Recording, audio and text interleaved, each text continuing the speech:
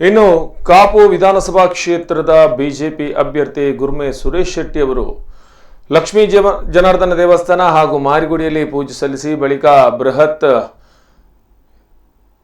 ಯಾತ್ರೆ ಮೂಲಕ ತನ್ನ ಬೆಂಬಲಿಗರೊಂದಿಗೆ ನಾಮಪತ್ರವನ್ನು ಸಲ್ಲಿಸಿದ್ದಾರೆ.